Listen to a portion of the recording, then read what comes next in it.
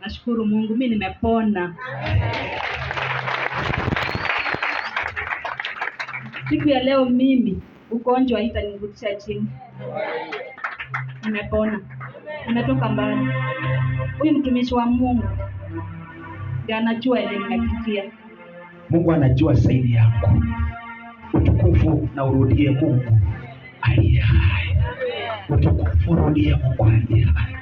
Na kuahidi hivi mbele madhabahu, hautakufa na kansa. Umeshinda. Nashukuru.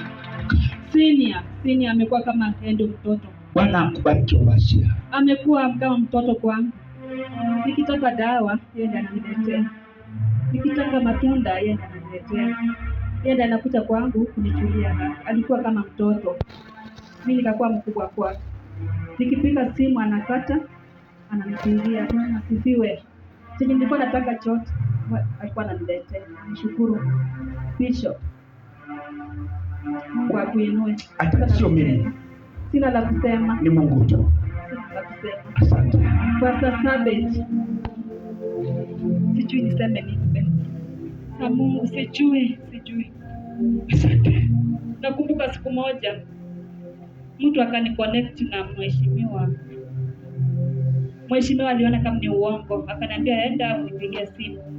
Nilipofika hospitali nikapiga simu, akaconnect na video. Akaona niko mahali ameandika watu wamejaa.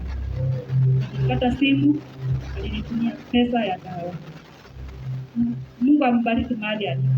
Mtu asema amina. Bwana abariki Msangware, Bwana amuinue kiwango kingine. Haya madhabahu sitayasahau. Bwana akutende mema. Yaliponya mtoto wangu. Asante. Mimi imeniponya. Amen. Sikuwa nasimama. Memory ilikuwa imeenda lakini karudi polepole. Kule kazini niliambiwa niende niwe nikiongeleshwa. Sika nyumbani. Nashukuru. Imeisha. Tupigie Yesu makofi.